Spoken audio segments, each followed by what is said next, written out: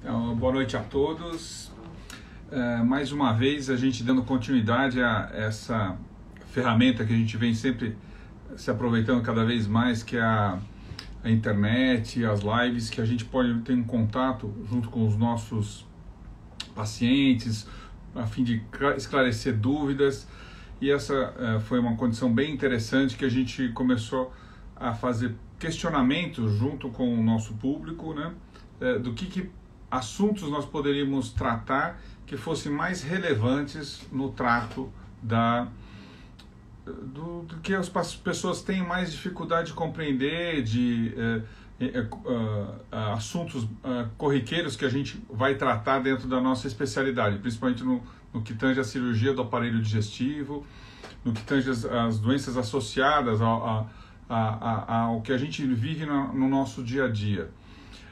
E hoje a gente vai fazer um apanhado desses assuntos, principalmente relacionado à cirurgia bariátrica, ao tratamento da cirurgia bariátrica, com um grande convidado que é pessoalmente um amigo já de longa data, trabalha conosco já há mais de 10 anos, onde a gente tem um convívio bem intenso na vivência e nas experiências no tratamento dessa doença que é que judia tanto da população, não só no Brasil, mas no mundo inteiro. A gente está dando um preâmbulo nesse sentido para daqui a pouco o Dr.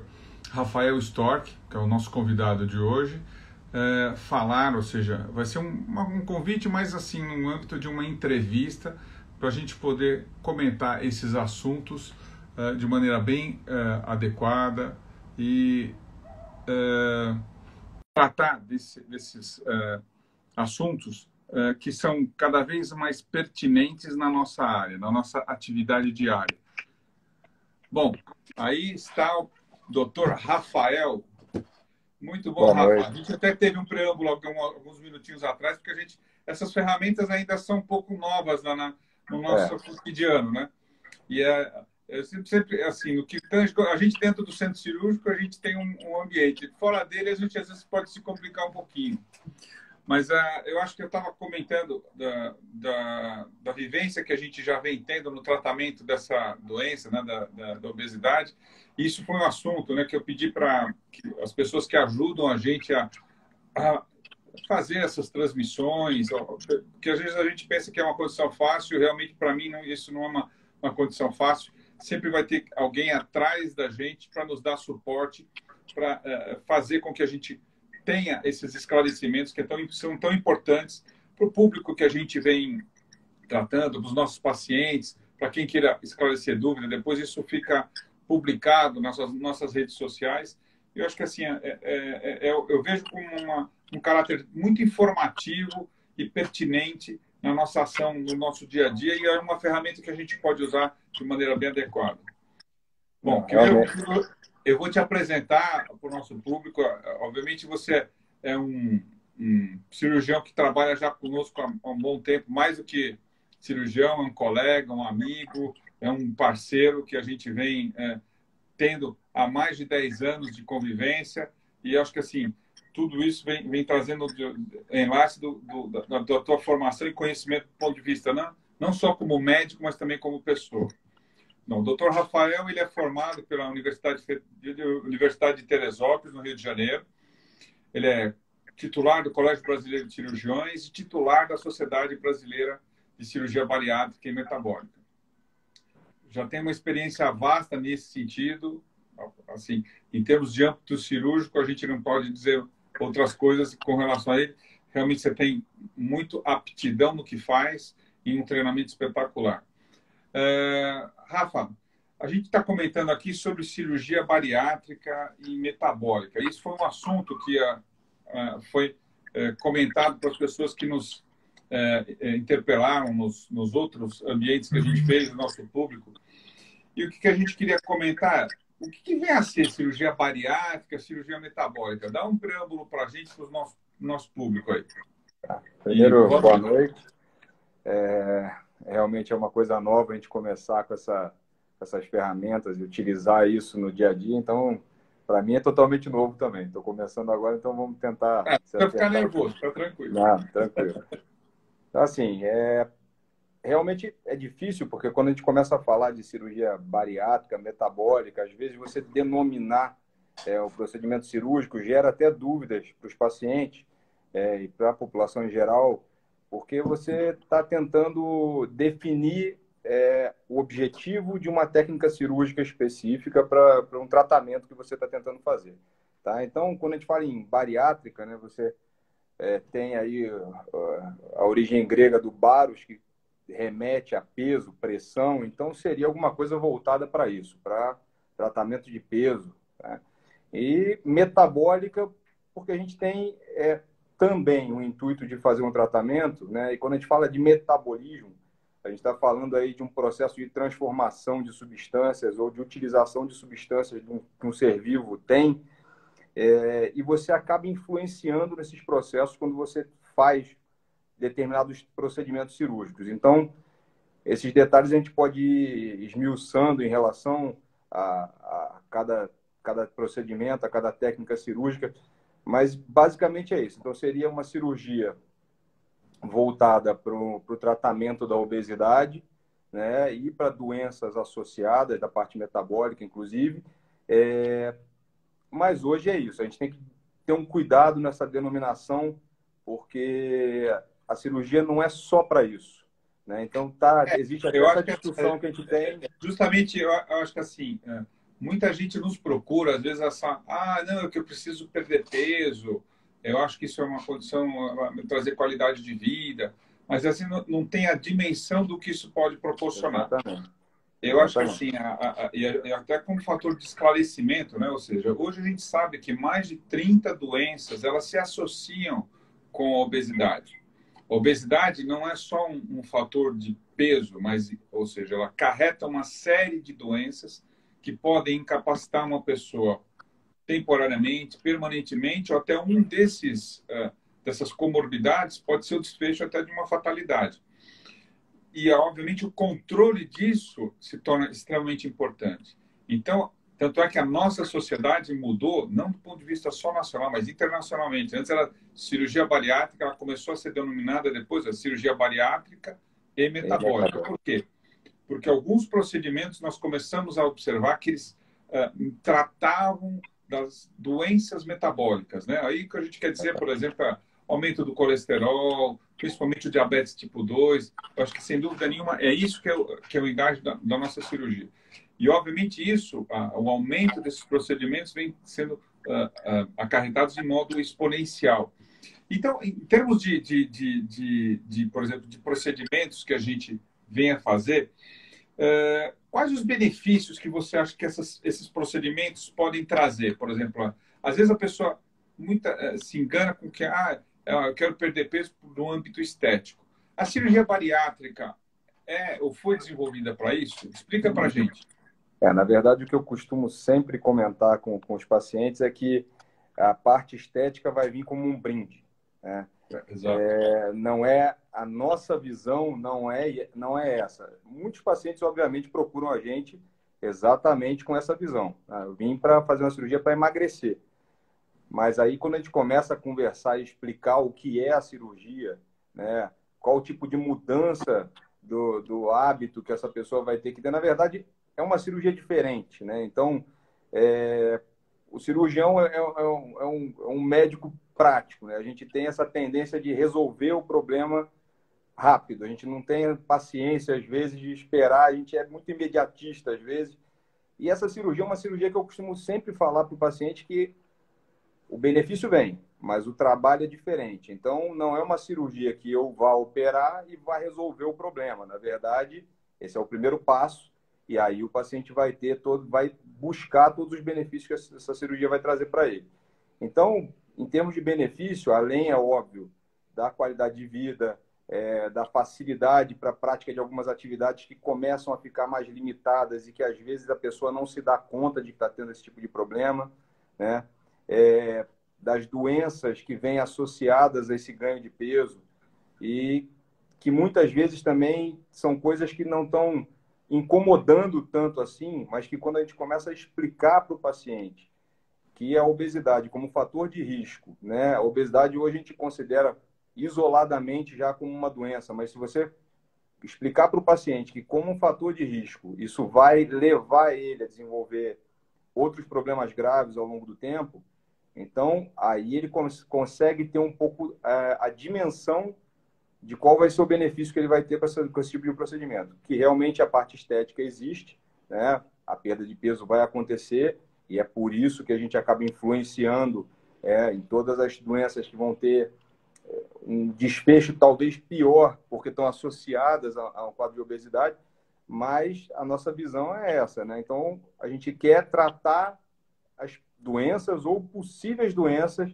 que esse paciente venha a desenvolver, né? Ou melhorar alguma coisa que ele já tenha, mas quando o paciente consegue entender isso, eu acho que a coisa começa a ficar melhor, porque Eu acho que não é só estética, a gente tem que pensar na exatamente. doença. E é uma condição, por exemplo, diferente na nossa especialidade, onde a gente está muito acostumado a lidar, por exemplo, com cirurgias oncológicas, cirurgias, por exemplo, como correção de refluxo, eventualmente correções de hérnias senso-lato, vamos dizer assim, hérnias inguinais. Você vai tratar da doença específica. A cirurgia bariátrica ou cirurgia metabólica, ela é muito mais além do que isso. Ele exige um contexto de um preparo pré-operatório adequado do paciente, de uma equipe multidisciplinar. Eu acho que é isso que dá o desfecho de maneira adequada. Eu acho que você há de concordar que isso vem se tornando cada vez mais necessário a gente explicar isso para os pacientes, porque muitas vezes eles pensam num fator muito minimalista. Não, mas por que eu preciso passar com psicólogo, nutricionista, fisioterapeuta?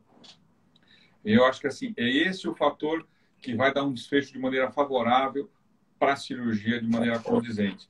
Agora, diz para a gente assim, Rafael, além, por exemplo, desses comentários que eu acho que eu quero que você assim complemente, quem que pode fazer cirurgia? Qual que é o paciente que pode fazer? Todo mundo pode fazer cirurgia bariátrica, metabólica? Como é que é? Essa que a gente coisa pode esclarecer? Porque daqui a pouco a gente vai pegar muita gente aqui. Quem que deve? O que eu quero? Eu quero fazer cirurgia bariátrica. Eu tenho condição, tenho necessidade, tenho indicação? Como é que é isso? Então, na verdade, a gente tem que obedecer alguns critérios, porque senão a coisa fica sem controle mesmo. Então, a gente existe, né, o critério de indicação para cirurgia de obesidade, independente do tipo de cirurgia, a gente tem esses critérios. Então, a gente pega o fator idade, então, pacientes entre 18 e 65 anos é mais tranquilo. A gente pode operar pacientes mais velhos? Podemos. Podemos operar pacientes mais jovens? Também podemos, mas são situações especiais e a gente tem que definir. Exatamente. Mas então a gente tem que, esses casos a gente define de uma maneira diferente, mas se a gente pensar de uma maneira geral, assim, a restrição é pequena, né? São poucos os pacientes que não vão poder em relação à idade, tá? E aí a gente vai para o fator peso, né? A gente precisa ter alguma coisa para poder guiar a nossa indicação cirúrgica. Então existem os critérios pré-estabelecidos, né? A gente usa o índice de massa corporal, que é aquela conta que a gente usa o peso e a altura da pessoa, e a gente acha um número, e esse número a gente vai utilizar para classificar a obesidade em grau 1, grau 2, grau 3, e aí a gente usa isso para poder dar a indicação de cirurgia. Então, o paciente é uma ferramenta. Talvez, exatamente. Seguramente ela não é a melhor, né? Não, ela não é estanque. Então, isso a gente tem que avaliar caso a caso, porque tem casos que vão permear esse número, mas no primeiro momento a gente precisa ter uma base para poder fazer isso. Então, de maneira bem genérica, o paciente acima de 40 de índice de massa corporal, ele é um obeso grau 3 e ele tem indicação de cirurgia, independente de qualquer outra situação. O paciente que a gente classifica em obesidade grau 2, aquele que fica com índice de massa entre 35 e 40, ele tem necessariamente que ter alguma comorbidade associada, né? Então, existem várias, isso aí atualmente, algumas doenças foram incluídas como comorbidades que não eram antes, então eu acho que o leque abriu muito nos últimos tempos, as pessoas estão entendendo que existem várias condições que a gente vai poder melhorar nesses casos específicos, então a coisa ficou mais fácil até. Então, o básico que todo mundo sabe é o paciente diabético, hipertenso, ou que tem uma doença metabólica mais séria, que tem gordura no fígado, que é a esteatose hepática, que tem uma doença do refluxo passível de tratamento cirúrgico e que a gente não pode lançar mão no tratamento convencional. Então, Esses e outros fatores também, a parte psicológica, então a gente tem que levar isso em consideração. Parte articular, dores articulares, problema de joelho, tornozelo, coluna. Então, quer dizer, é uma gama grande. E o paciente que fica na obesidade grau 1, que é aquele índice de massa entre 30 e 35, esses são casos bem específicos, são casos especiais, a gente tem indicação para isso também, mas aí são pacientes que têm alguma doença que é classificada ou diagnosticada e caracterizada como grave por um especialista na área, e isso leva a gente também a ter uma indicação para cirurgia. Tá? Então, hoje a gente tem uma discussão enorme, que é a parte da cirurgia metabólica, uma coisa que eu acho que muito em breve a gente vai entrar nessa seara também. E a cirurgia metabólica vai ser aquela cirurgia que talvez a gente não vai ter tanto a associação com o peso, e sim com a parte metabólica do paciente, que a gente vai conseguir tratar com determinados procedimentos. Então, mas isso é uma coisa que está agora começando, a sociedade está indo atrás disso, já fizemos petição e já estamos tentando incluir isso aí, porque a gente tem provado, né, nos últimos vários anos aí de cirurgia bariátrica e metabólica, o resultado benéfico que isso traz para os pacientes metabólicos. Então, nos próximos anos aí, provavelmente a gente vai ter uma inclusão dessa categoria de pacientes também como indicação para a cirurgia. O que a gente viu é que, por exemplo, o índice de massa, que foi mostrado assim como um índice que a gente, por muitos anos e até ainda hoje, são critérios que a gente utiliza para indicação, foge um pouco do contexto quando a gente utiliza para doença metabólica. Até uma conta assim bem relevante que a gente faz, assim, até o Mike Tyson foi o lutador de boxe que no auge dele, quando ele tinha 30, não, se eu não me engano, acho que não, 20 anos de idade, o índice de massa dele era de 35.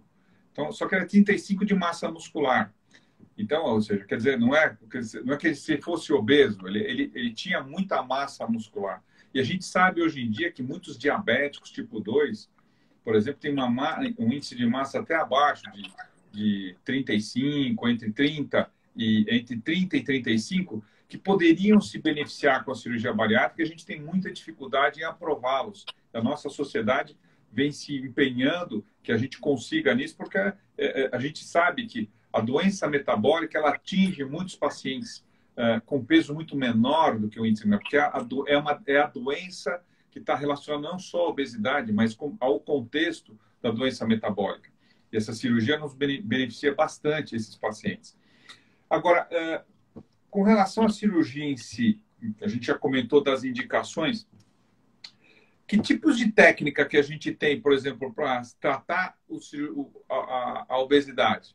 Elas são semelhantes para tratar a doença metabólica? Elas tratam as duas coisas? O que você podia comentar? Porque está tendo muita pergunta para a gente, que obviamente foi o contexto da nossa live, da nossa pergunta, que é entre a gastrectomia vertical, que seria o que a gente chama virtualmente do sleeve, e o bypass gástrico, que é a cirurgia, ou seja, o FORB capela, a cirurgia de capela. Dá um histórico para a gente, Rafael, e comenta que assim, agora você vai ter uma grande liberdade, porque isso é uma história é o que a gente vê, o cirurgião bariátrico mais gosta de comentar, é o que a gente atua, é o que a gente vivencia, é o que a gente quer colocar e transmitir para as pessoas. O que é a gastrectomia vertical, o que é o bypass, e quais os pacientes que podem se beneficiar desse contexto? Tá, então vamos lá, vamos tentar dar uma reduzida nisso aí.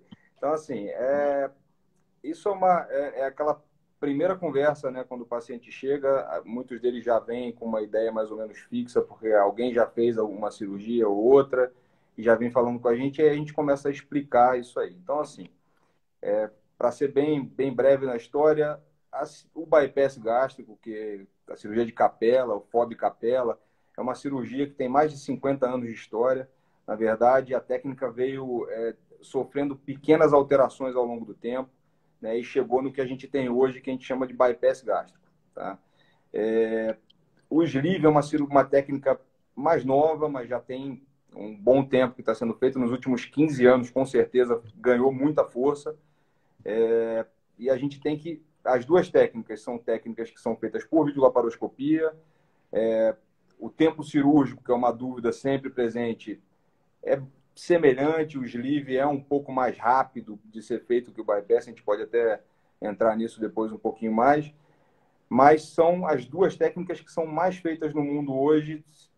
A gente fica naquela história, o pessoal chega em congresso e fala que é meio a meio, tem país que já o sleeve é mais que o bypass, mas são as duas técnicas que estão aí disponíveis e que são realmente aceitas e que são feitas e que têm um resultado positivo, tá?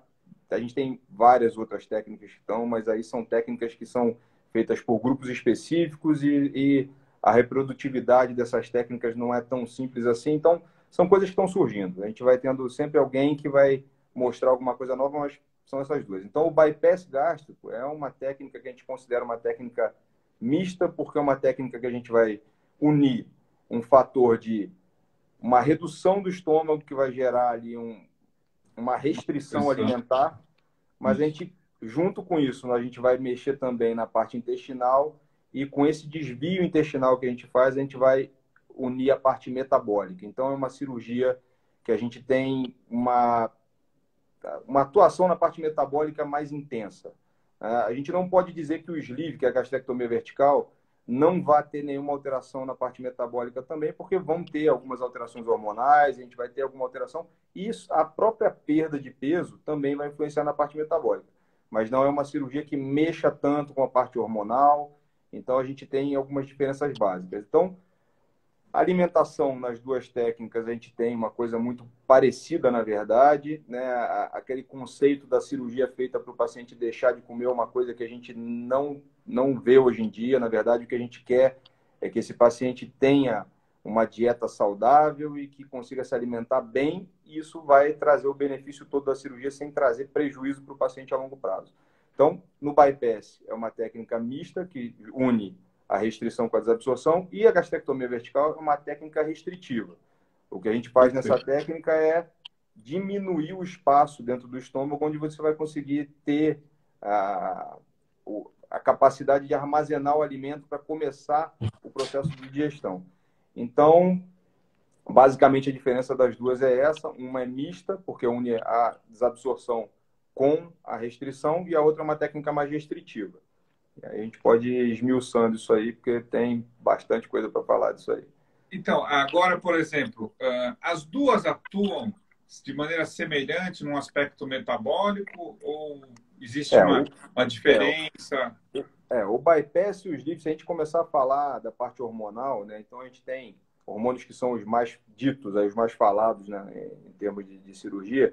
Então, quando a gente fala da grelina, que é o hormônio que está diretamente envolvido com a saciedade, as duas técnicas vão mexer com isso, porque você vai ter você vai excluir numa técnica um fundo gástrico, que é o lugar onde você tem uma produção maior, e na outra você vai remover, que é o sleeve. Então, você tem as duas.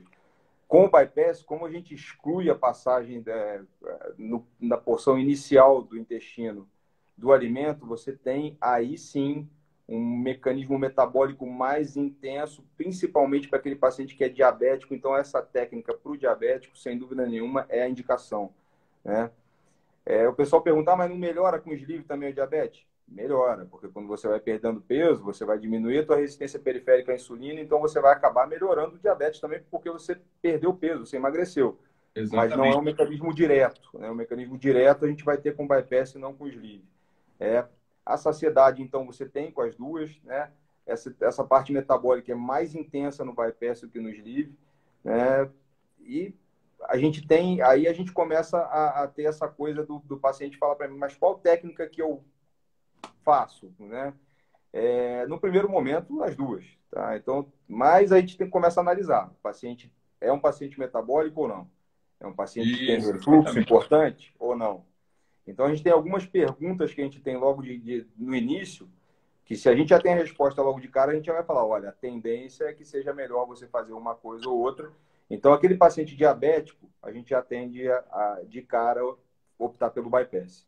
Exato. O paciente que tem um refluxo, que é sintomático e que tem diagnóstico de refluxo mesmo, com esofagite, esse paciente, se fizer um sleeve, como o sleeve é uma técnica que acaba gerando um aumento da pressão dentro daquela câmara gástrica que a gente vai criar, a gente vai acabar causando uma piora do refluxo desse paciente. Então, Existem pacientes que, antes de fazer um sleeve, não tem nenhum sintoma e não tem nenhuma evidência de refluxo, vão desenvolver um refluxo importante, que a gente vai tratar. E quando a pressão intraabdominal desse paciente diminuir, que ele perder peso, esse refluxo melhora.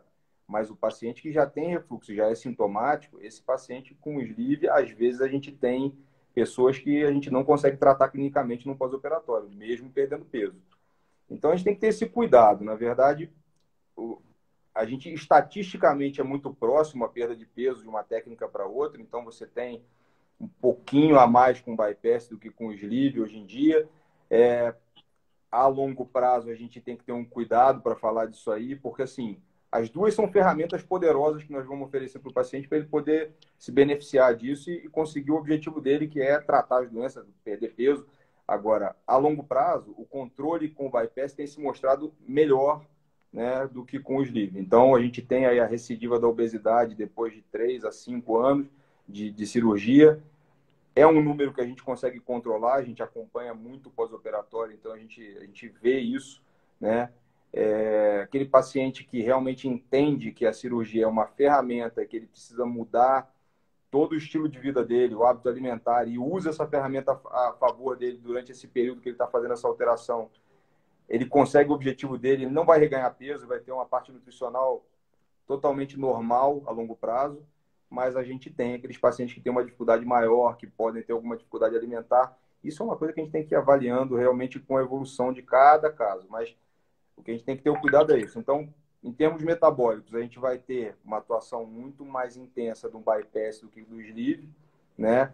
A restrição do sleeve e do bypass existe, mas o sleeve, se você for pensar em relação ao refluxo, tudo eu acho que acaba causando uma restrição maior até do que o bypass. Com o passar do tempo, o paciente do bypass ele se adapta àquela realidade, né? Eu acho que a parte intestinal que vai estar recebendo esse alimento mais rapidamente, porque você não tem mais a câmara gástrica para poder armazenar o alimento e ir esvaziando para o intestino, ele começa a aceitar um pouco mais e até se adaptar à peristalse, e o paciente consegue comer um pouco mais até a longo prazo.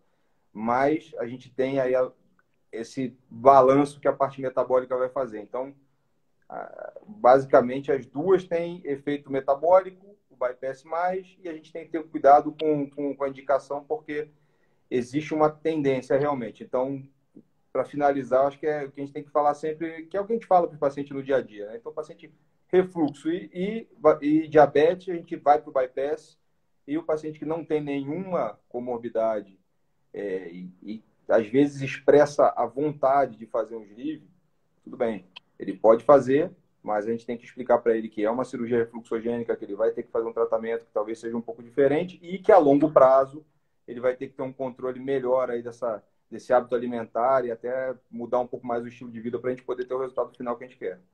Não, sem dúvida, eu acho que isso daí é o calcanhar de Aquiles que a gente tem que entender, porque muitas vezes as pessoas vêm, às vezes, muito sugestionadas por uma determinada técnica em relação a outra, e eu acho que, assim, eles, às vezes, ficam muito assustados, eu vou trocar uma doença pela outra, eu vou começar a ter que usar vitaminas o resto da minha vida. Eu acho que tem que compreender o que a gente está oferecendo com cada uma técnica cirúrgica e o que ela pode lhe proporcionar. E, sem dúvida nenhuma, o calcanhar de Aquiles é exatamente isso que colocou. A gente tem alguns e eles são extremamente importantes. A doença do refluxo é uma condição que tem que ser muito bem avaliada no pré-operatório desses pacientes, né? Eu acho que assim, precisa compreender que, às vezes, ela força a necessidade. Não, eu quero fazer minha gastrectomia vertical, mas o senhor tem doença do refluxo, aí o senhor vai ter que operar 2 vezes, vai piorar. Então, é isso que a gente precisa compreender, que eu acho que assim, esses exames que a gente solicita no pré-operatório não são para prejudicar, mas são para definir a estratégia que a gente vai utilizar para beneficiar o paciente ao longo do tempo. Eu acho que esse é o mecanismo. A gente, como cirurgião, a gente tem umas ferramentas que a gente pode utilizar, dentre elas a gente até vai comentar algumas outras, mas eu acho que assim, eles têm que compreender que a gente precisa primeiro fazer os exames pré-operatórios, avaliar esses pacientes previamente, porque é muito comum, às vezes a paciente, por exemplo, faz uma gastrectomia vertical, achando que, por exemplo, não tenho refluxo, eu não tenho eu não tenho diabetes, não tenho doença metabólica, eu tenho exclusivamente obesidade, mas não se ateve, por exemplo, que é uma pessoa que é um beliscador crônico, come muito, toma muito açúcar, aí o que acontece? Não perde o peso que ele gostaria de perder, entendeu? Às vezes perde até de maneira bem ínfima. Por isso que isso é uma condição importante de a gente avaliar previamente. Então, eu acho que são condições, assim, você colocou muito bem, ou seja, o que cada técnica pode possibilitar. Obviamente que o bypass ele tem um poder do ponto de vista de atuação na doença metabólica muito mais efetivo do que a gastrectomia vertical. E o poder de cada uma tem que ser analisado no doente que você está tratando.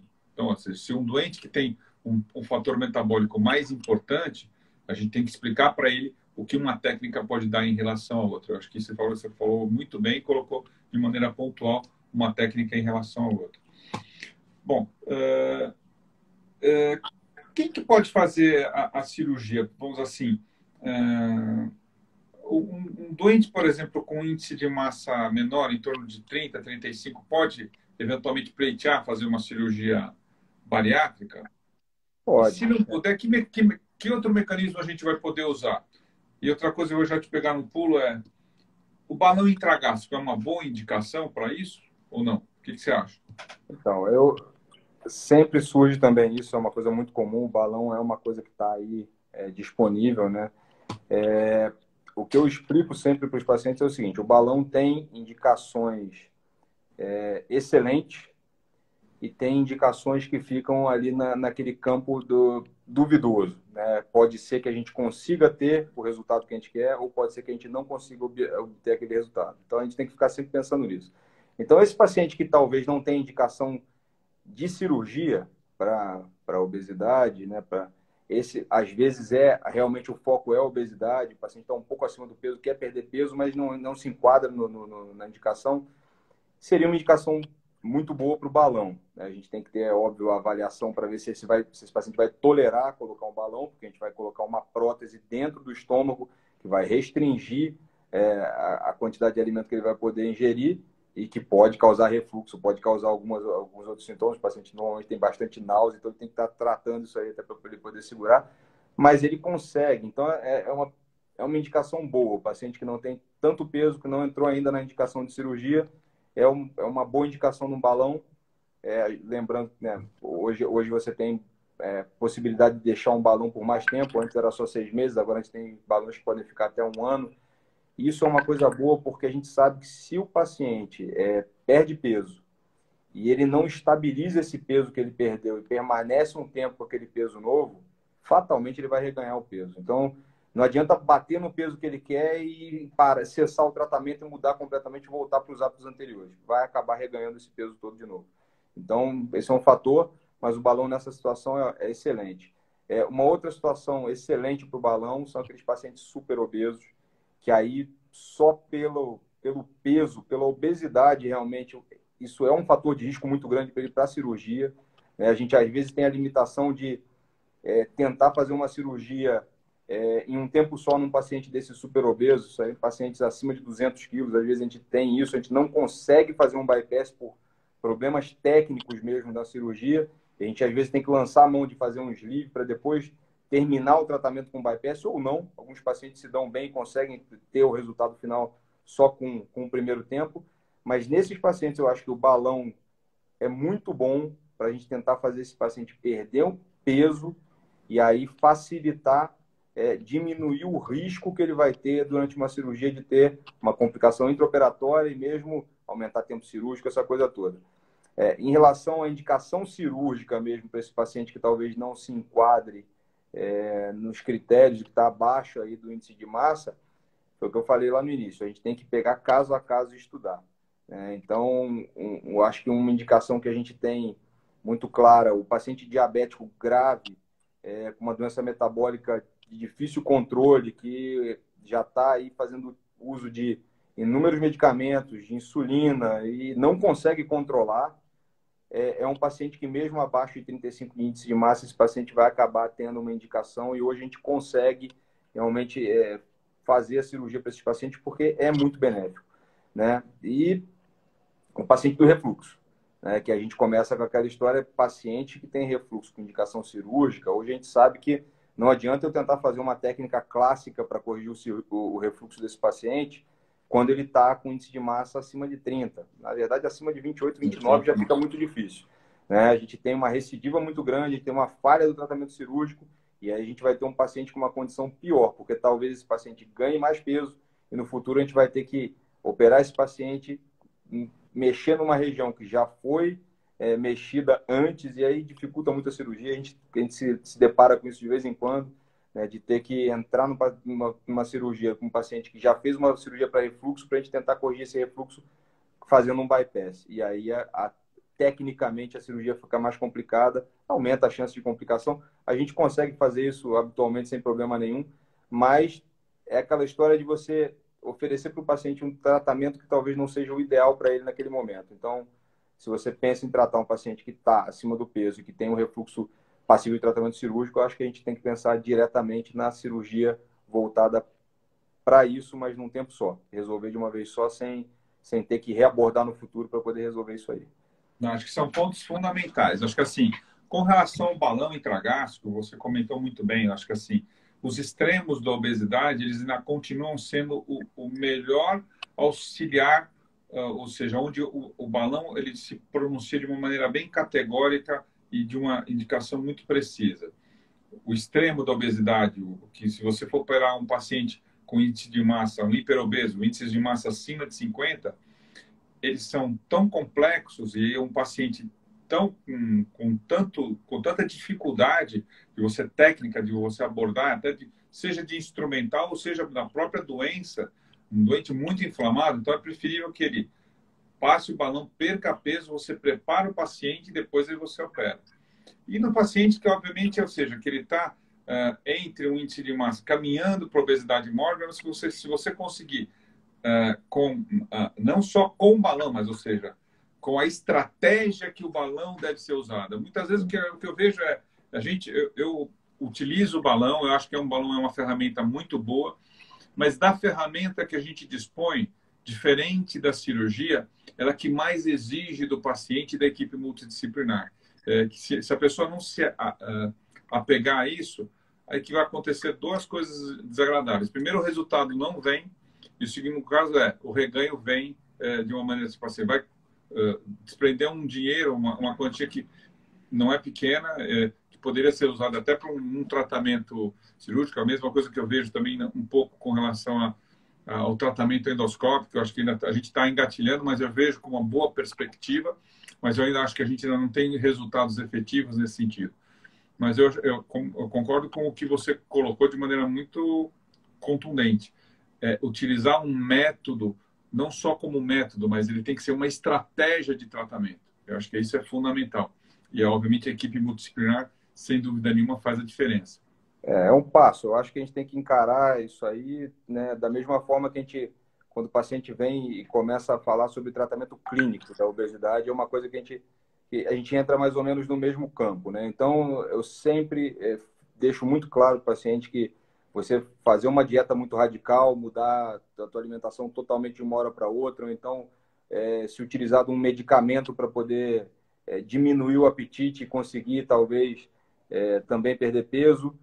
E aí o balão, ele acaba se assemelhando a isso, porque como é uma coisa transitória, o que você tem que fazer? Tem que usar essa ferramenta para o seu benefício. Então, aí é que entra isso. Na verdade, a equipe multidisciplinar para nós hoje, eu acho que foi o que mudou a história. Completamente.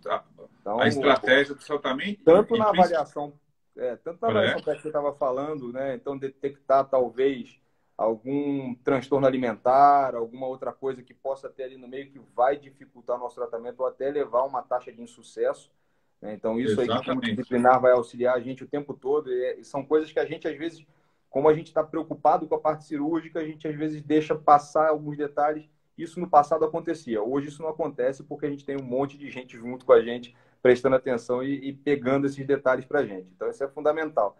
E aí você cai nisso. Então, o tratamento com o balão, se o paciente adere ao tratamento, se ele realmente usa essa ferramenta para mudar um pouco o hábito alimentar, ele às vezes ele se empolga realmente com a perda de peso que ele tem com isso aí, consegue usar isso. Às vezes a gente consegue fazer o tratamento dele só com isso, mas isso depende muito da adesão do paciente, e aí é sempre a mesma conversa. A mudança do hábito é uma coisa muito difícil. Então, você mudar o hábito é uma coisa que leva tempo e a gente tem que ajudar nesse sentido. E é isso que a gente acaba fazendo com todo esse tratamento que a gente está discutindo.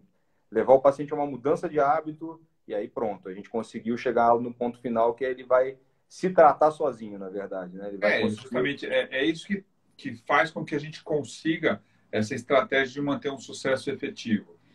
Eu acho que assim, eu estou tendo muita pergunta aqui que eu estou vendo com relação ao tratamento endoscópico. Eu vejo ele como promissor, não que eu descarte, mas, por exemplo, a gente ainda tem, o que a gente tem é uma ferramenta endoscópica que foi utilizada para se dar pontos em endoscopia. E existiu essa estratégia de reduzir o estômago através dessa estratégia. Os trabalhos estão sendo consolidados, a literatura a gente tem até meta-análise em termos de perda ponderal eles chamam de gastroplastia endoscópica, ainda ele está muito semelhança do que se perde com o balão intragástrico, entendeu? E ainda, por exemplo, é um custo muito ainda intenso, vamos dizer assim, de recurso para ainda uma técnica que ainda precisa de se consolidar. Mas eu vejo, por exemplo, o que acontece? São estratégias, como a gente está utilizando, por exemplo, a cirurgia robótica e a cirurgia laparoscópica. As duas vão levar a mesma efetividade, mas, obviamente, a cirurgia robótica acaba tendo, hoje em dia, um facilitador para alguns pacientes, vamos dizer assim, do ponto de vista hiperobesos, você utilizar essa plataforma. Mas, obviamente, ainda, infelizmente, não está disponível para todo mundo. Né? Eu acho que assim, são condições que a gente tem que lidar, que ainda são, no nosso dia a dia, a gente fica assim, a gente não poder disponibilizar essas ferramentas para todo mundo. A gastroplastia endoscópica, na verdade, é uma coisa que ainda não está muito bem regulamentada. Como você disse, é uma ferramenta que já existia para outros fins e que acabou sendo utilizada num tipo de procedimento que até no passado já foi tentado de maneira laparoscópica, né, com resultados questionáveis. Então, a gente acabou deixando de lado esse tipo de técnica, né? Como é uma coisa, aí a gente cai numa coisa também que eu acho que é muito comum, que a gente pode até falar um pouco, que é aquela questão do paciente perguntar para você, mas essa cirurgia não é mais agressiva do que a outra? Então a gente cai nesse critério, porque às vezes a pessoa pensa, uma endoscopia não é tão agressiva, mas aí, como você disse, como a gente ainda não tem consolidados os resultados, e a gente não tem ainda como comparar isso com outras técnicas, o que a gente tem até agora, em termos práticos, é que muitos pacientes não conseguiram atingir o objetivo fazendo esse tipo de coisa, né, esse tipo de técnica, e esse paciente, quando precisa de...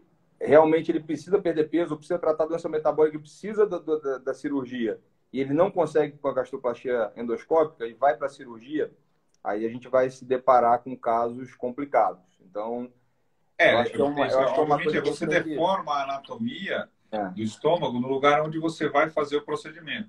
Não é que não seja factível, ela mas ela torna mais difícil. É a mesma, o que aconteceu no passado, acho que a gente teve, eu peguei um pouco dessa vivência da banda gástrica, que foi um resultado muito prudente em alguns serviços no mundo, principalmente na Austrália. Eles tinham um resultado muito consolidado com o Dixon lá na Austrália, por exemplo, com acompanhamento bem condizente com a banda gástrica, mas no mundo inteiro a banda gástrica, infelizmente, não teve esse sucesso. E o que aconteceu? Os pacientes que depois a gente acaba operando com banda gástrica são tecnicamente muito mais difíceis. Por quê? Você tem que remover um dispositivo no qual onde o estômago, você vai usar aquele segmento do estômago para fazer a sua cirurgia. Então, realmente é uma condição bem assim, importante. E acho que assim, a gastroplastia endoscópica, por isso que ela precisa achar o seu público, né? Ela acho que assim, ela vai ter um mecanismo de ser usada e pode trazer resultados, mas assim, não pode ser alardeado. Acho que ela vai ter o seu momento, Mas, infelizmente, às vezes você tem muito a mídia usando como artifício, não, que é uma cirurgia sem muito desconforto, som dor, você faz através da endoscopia, mas aí que tá. Qual é o É, resultado para tratar a efetividade que a gente quer, que é a obesidade? Você vai eu conseguir acho que a tratar? gente tem que ter, eu Exatamente. acho que a gente tem que ter Isso cuidado. ainda a gente ainda não tem essa resposta consolidada, né? Eu acho que a gente tem que ter cuidado, talvez até é, nessa, talvez como a maneira como você vende a cirurgia para os pacientes. Então, isso eu digo porque você tem algumas coisas que têm um apelo, então você falar que é uma técnica que é endoscópica, não é cirurgia, então tem gente que já entra por esse lado, né? Então, a gente tem que ter o cuidado disso, como a gente tem técnicas que ao longo dos anos foram sendo cada vez menos realizadas, porque precisam de coisas muito específicas, então para uma população muito específica aquela técnica pode até ter um resultado bom, mas quando você coloca para a população geral, aquilo não tem um resultado tão bom, que é o caso das técnicas com maior desabsorção, que geravam aí resultados metabólicos terríveis, na verdade, porque o paciente entrava em desnutrição e tinha outros problemas. Então, essas coisas elas vão evoluindo. O que a gente chegou hoje, então, que eu acho que é o que a gente oferece para os pacientes em termos de opção, é o que é o mais seguro, é o que é o mais estudado e provado, que a gente tem o resultado, porque medicina, a gente tem esse problema o tempo todo. A gente está o tempo todo evoluindo dessa forma, as verdades são transitórias. A gente fala isso o tempo todo, né? Todo mundo comenta isso. Então, hoje, o tratamento... Qual é o melhor tratamento para obesidade hoje? Hoje, o melhor tratamento é a cirurgia. Então, hoje, o tratamento está cirúrgico. Eu não posso dizer que o tratamento é cirúrgico. Pode surgir um tratamento no futuro que supere o resultado que a gente tem, mas não tem nada que supere. Então, eu acho que o cuidado é quando você tenta cativar o paciente com alguns procedimentos que a gente sabe que procedimentos não, você vai continuar comendo a mesma coisa do mesmo jeito. Assim, a gente vai ter alguma mudança, não tem jeito. O que a gente tem que conscientizar é que é uma ferramenta e que vão ter alguns ajustes que essa pessoa vai fazer para poder ter o benefício que ela quer. Então, eu acho que é isso. A gente tem que ter esse cuidado. E hoje a gente vê que algumas pessoas não têm muito esse discernimento, né? Vende uma coisa como sendo milagrosa e que a gente sabe que não é Eu milagroso. acho que assim, justamente aquilo que você comentou lá atrás, por exemplo, a gente força hoje em dia, muitas vezes, o senhor não está mais apanhado a fazer se sente mais confortável em fazer a gastrectomia vertical do que o bypass, e às vezes acaba insistindo em fazer uma em relação a outra, mesmo sabendo que tem todos esses artifícios. Por isso que é importante, e por isso que, obviamente, a medicina é gostosa de você praticar de maneira adequada, com transparência e informativa. É isso que a gente está comentando aqui para os pacientes, ou seja, existem as técnicas e cada uma precisa ser colocada e explicar para o paciente o que cada uma pode proporcionar. Eu acho uma coisa também muito boa, não estava fora do nosso script, mas acho que é uma coisa que vale a pena a gente comentar. A gente já está quase que encerrando aqui. A gente só tem uma hora de aqui, e o papo vai correndo e a gente vai acabar rápido. Está saindo bem na mídia, acho que isso é importante. Queria ver seu comentário a respeito, por exemplo, o momento que a gente está vivendo de uma pandemia, e a gente está vendo que os pacientes obesos têm um desfecho muito desfavorável. E a gente sabe que esse vírus ele não vai desaparecer amanhã. Ele vai conviver conosco um bom tempo e, graças a Deus, a gente está breve. Hoje foi assim, uma coisa espetacular. Na Inglaterra começaram a fazer um esquema de vacinação. Eu espero que em breve isso ocorra aqui no nosso país, porque eu acho que, sem dúvida nenhuma, é isso que vai fazer com que essa doença, pelo menos, seja controlada no âmbito dos nossos entes queridos, que a gente tem tem que ficar afastado por conta do distanciamento social. Com relação à cirurgia bariátrica, você deve fazer, não deve? O que a cirurgia bariátrica pode trazer para o benefício desses Então, pacientes? isso foi uma coisa que a gente viu muito agora, né? Porque os pacientes voltam, às vezes, e tem uma concepção ainda um pouco errada da cirurgia bariátrica e metabólica, porque o paciente, depois que ele perdeu o peso, ou que ele tratou a doença metabólica e que ele está estável, né, em termos nutricionais, na verdade, ele deixou de ter o fator de risco. né? E às vezes o paciente chega para a gente perguntando, mas eu fiz cirurgia. Ótimo que você fez a cirurgia. Agora você não tem que se preocupar com esse fator de risco. É óbvio que é uma doença nova, a gente sabe hoje melhor do que a gente sabia no início dessa confusão. A gente ainda vai ter muito para aprender com isso, mas que ela está muito relacionada à resposta inflamatória do indivíduo. Então, quando a gente diz que a obesidade traz uma condição inflamatória para o paciente, a gente começa a associar algumas coisas aí em termos de fatores de risco, né? E é óbvio que para qualquer doença infecciosa, você vai ter como fator de risco o paciente que tem hipertensão, que tem problema cardiológico, que tem o diabetes. Então, todos eles vão estar falando a favor. Como todos eles estão aí também associados, eu acho que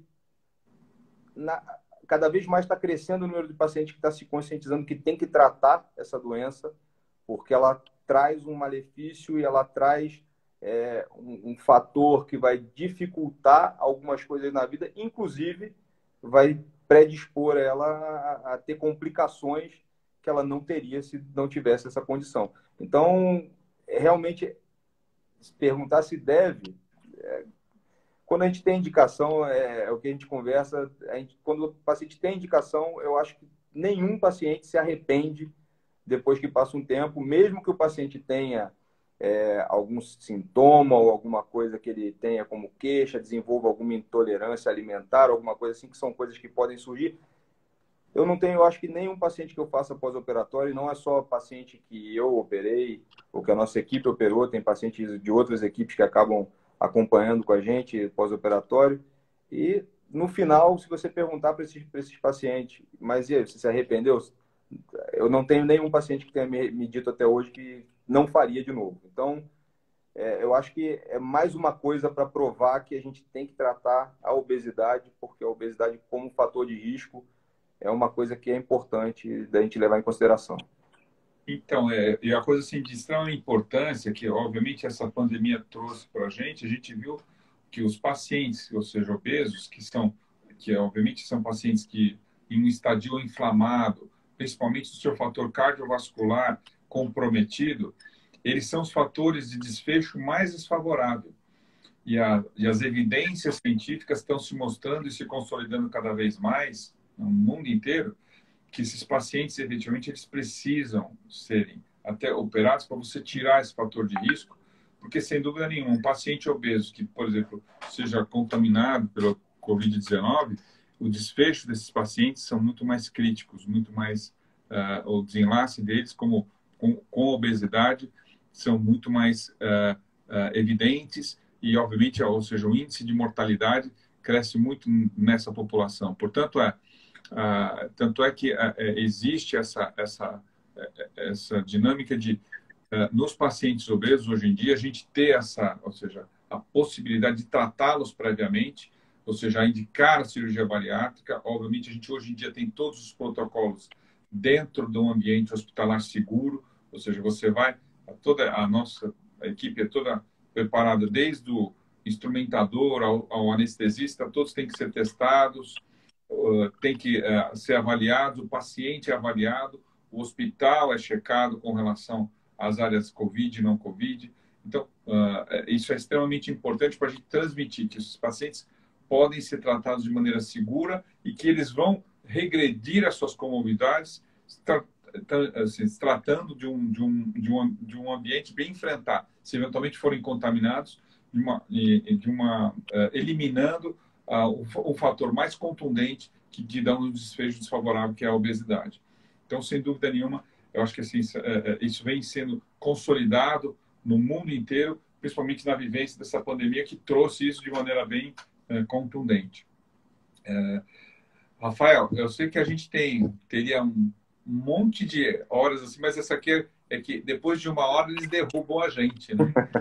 Mas eu acho que assim é muito gostoso a gente, eu acho que assim comentar isso vai ficar nas nossas redes sociais, também das clínicas onde a gente trabalha. Eu acho que isso é um caráter bem informativo, surgem bastantes questionamentos. Eu acho que assim são coisas bem importantes que a gente pode, às vezes, com uma conversa que a gente faz, um bate-papo, informar para esse público, principalmente para os pacientes, esclarecer as dúvidas que são extremamente adequadas no nosso dia a dia, que muitas vezes a gente não consegue. E a internet, sem dúvida nenhuma, acaba sendo uma ferramenta muito legal.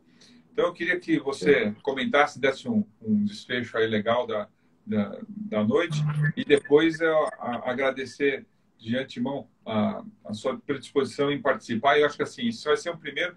A gente deve, ao longo do ano, fazer mais enquetes nesse sentido, do que o público tem de dificuldade de compreender alguns assuntos e, obviamente, a sua experiência, transmitir a sua experiência, não do ponto de vista pessoal, mas também de conhecimento. Eu acho que é extremamente válido mesmo a gente compartilhar dessa forma. Às vezes a gente consegue passar algumas informações numa conversa dessa que no dia a dia, às vezes, a gente não tem tanto tempo assim para conversar de maneira detalhada, mas a gente tenta sempre. O que eu sempre falo para os pacientes é que eles têm que ter dúvidas. Na verdade, as dúvidas são a parte mais importante. Eu acho que facilita a nossa vida. Quando eles trazem as dúvidas, a coisa fica muito mais fácil. Então, eu acho que incito os pacientes a ir para a internet, procurar, conversar e trazer as dúvidas. Esclarecer. Porque a gente tem muita coisa legal e a gente tem muita bobagem também que é dita por aí, e a gente tem que ter esse contato, porque uma coisa depurar que não pode... a informação, né? Eu acho que isso é o mais importante. Uma coisa que a gente não pode ter, eu acho, quando a gente pensa em cirurgia para tratamento da obesidade e doença metabólica, é dúvida do paciente em relação ao exatamente o que ele vai fazer e como ele vai ter que proceder, ou as coisas que ele vai ter que mudar depois para poder ter o resultado. Então, são pacientes que a gente acaba tendo um contato muito grande, é realmente uma cirurgia diferente, a gente oferece uma ferramenta para o paciente para ele se utilizar disso e atingir um objetivo. Hoje é uma cirurgia que é realmente extremamente segura, então, tanto em termos técnicos, a via laparoscópica, a utilização da robótica, mas os equipamentos que a gente utiliza hoje em dia, os materiais que são utilizados, a maneira com que a gente faz o procedimento, isso tudo levou a gente a chegar numa equação quase perfeita, né? A gente não pode falar perfeita porque a gente não tem 100% em medicina, mas a gente chegou muito próximo disso e a gente tem resultados espetaculares. Então, eu acho que realmente é isso. A gente tem aí a equipe toda, na verdade, acho que pensa exatamente da mesma maneira. A gente tem um contato muito íntimo aí, está o tempo todo operando junto, trabalhando junto e conversando sobre essas coisas o tempo todo. Às vezes surge dúvidas. Esse ano a gente teve até dificuldade, infelizmente, os congressos, a gente teve que fazer tudo via webinar. Mas a gente vai ser derrubado daqui a pouco. Mas acho que te agradecer de coração. Eu quero te agradecer de coração. Vamos fazer outras lives assim bem interessantes. Às vezes, talvez a gente possa até fazer como se fosse uma mesa redonda, com distanciamento social bem legal. Eu que agradeço. Abraço a você. Foi ótimo. E já fica uma série depois de perguntas que a gente vai ter que esclarecer. Tranquilo. Um abraço. Até logo. Tchau. Tchau.